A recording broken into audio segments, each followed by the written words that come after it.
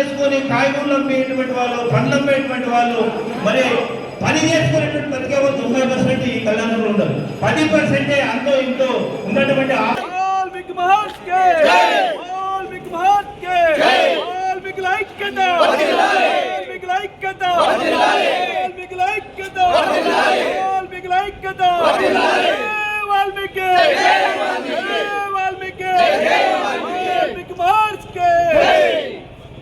మంది అంటుంటారు మనలో ఐక్యత లేదేమో.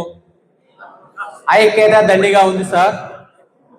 ఎందుకంటే ఒక ఐకమత్యము, ఒక పిలిస్తేనే దాదాపు ఇక్కడ వేల మంది గుమికూడారు, ఒక చోట కలిశారు, కార్యాచరణ గురించి మాట్లాడుతున్నారు అంటే మన ఇన్ఫర్మేషన్ ఇంకా తెలియని వాళ్ళకి తెలియజెప్పే పద్ధతి ఇది కాదేమో.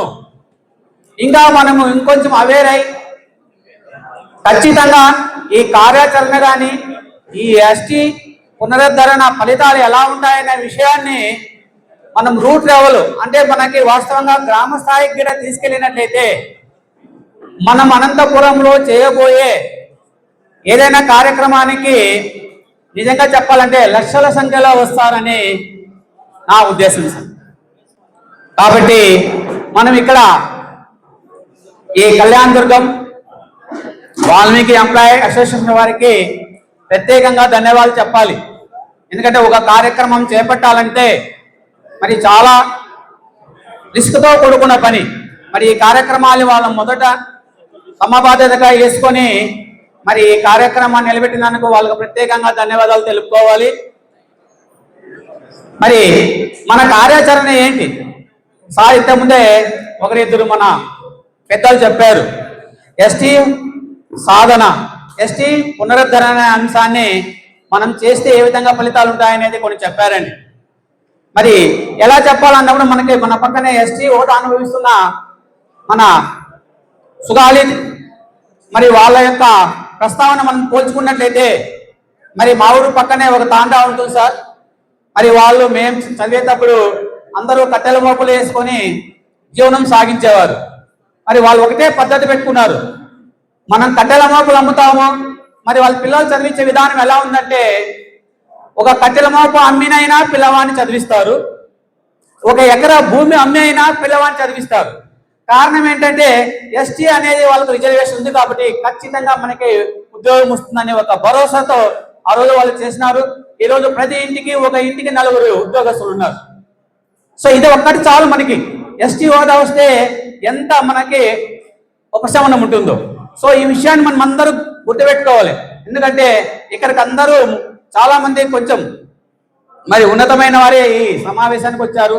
ఇంకా తెలియని వారు మన పల్లెల్లో, నిజంగా చెప్పాలంటే మన పల్లెల్లో తెలియని వారు ఇప్పుడు కూడా కనీసం ఒక వాల్మీకి ఇంత మాత్రం ఉందని తెలియని వాళ్ళు ఎంతో మంది ఉన్నారు.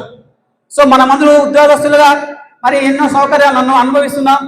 మరి మనము కాకుండా మన సౌకర్యాలను కూడా మరి గ్రామ స్థాయిలో ఉండే నిరక్షరాస్యులైన మన వాల్మీకి సోదరులకు అందిస్తే ఖచ్చితంగా ఇప్పుడు కాకపోయినా, ఎందుకంటే చరిత్ర తిరగరాస్తే స్వతంత్ర పోరాటం చూసిన ఏదైనా కొన్ని వందల సంవత్సరాలు పోరాడితే గాని మనకు ఫలితాలు రాలేదు. మనం కూడా ఇక్కడి నుంచి అంటే మన వాల్మీకి ప్రజలు నిజంగా చాలా ఏళ్ళ నుంచి పోరాడుతున్నారు, కానీ ఇప్పటికి ఈ స్థాయికి తెచ్చాం. ఇది మరి మనం మన చేతనంత వరకు తీసుకుంటూ వెళ్తూ ఉంటే ఏదో ఒక రోజు ఖచ్చితంగా వాల్మీకి పునరుద్ధరణ జరుగుతుంది. ఖచ్చితంగా మనము మన పిల్లలకి మనము ఆ ఫలితాలను అందించడం వాళ్ళం అవుతాం. అంటే ఇక్కడ మనము మన వాల్మీకి ఒకటే కాదు, మన వాల్మీకి మనం అభివృద్ధి చెందితే సమాజం కూడా అభివృద్ధి చెందినట్లే. సో ఇది ఒక సమాజ సేవతో కూడుకున్నది కూడా చెప్పవచ్చు. కాబట్టి మిత్రులకు సోదరులకు నేను చెప్పేది ఏంటంటే ప్రతి నియోజకవర్గంలో కూడా మనం ఇక్కడ వచ్చి ఏదో మాట్లాడి వినేసిపోకుండా ప్రతి ఒక్కరు బాధ్యతగా తీసుకొని, చాలా మంది మనోళ్ళు అనుకుంటున్నారు మేము రాష్ట్ర అధ్యక్షులు, చాలా సంఘాలు మనం చూసినట్టయితే అందరూ వాల్మీకి రాష్ట్ర అధ్యక్షులే. మరి రాష్ట్ర అధ్యక్షులు అందరూ కావాల్సిన అవసరం లేదండి. మనం ఒక నియోజకవర్గం అధ్యక్షులు, ఒక మండలానికి అధ్యక్షులు, మరి ఏదో తీసుకొని మనం దాన్ని ఏం చేయాలంటే ఆ మండలంలో కానీ ఆ నియోజకవర్గంలో కానీ ఉండే మన వాల్మీకులను ఉత్తేజపరిచి మరి ఎస్టీ సాధన యొక్క ఫలితాలు వాళ్ళకి వివరించి మనం వాళ్ళని ఉత్తేజం చేసి ఇట్లా మనం ఏర్పాటు చేసే చాలా కార్యక్రమాలలో వాళ్ళు పాల్గొంటే కానీ అంటే ఇప్పుడు నడుస్తున్నది ఏంటంటే ఇప్పుడు నడుస్తున్న ట్రెండ్ ఏంటంటే ఏదైనా ఒక విషయం పైన ఎంతమంది ఎక్కువ మంది మనం పార్టిసిపేట్ చేస్తే ఎక్కువ మంది పాల్గొంటే దానికి అంత ప్రాధాన్యత క్రమం వస్తుంది.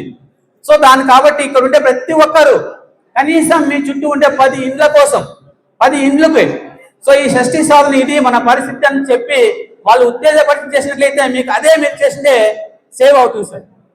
ముఖ్యంగా ఇంకా మనం చెప్పాల్సింది ఏంటంటే మరి ఈ విషయాన్ని మనకి ఒక ప్రభుత్వ దృష్టికి తీసుకెళ్లాలంటే ఒకటి చాలు, మనం అందరూ కలిసి ఏకంగా కలిసి ఏదైనా ఒక లక్షల సంఖ్యలో ఒక ఉద్యమాన్ని చేస్తే గానీ మరి ఇది వాళ్ళ దృష్టికి వెళ్ళదు.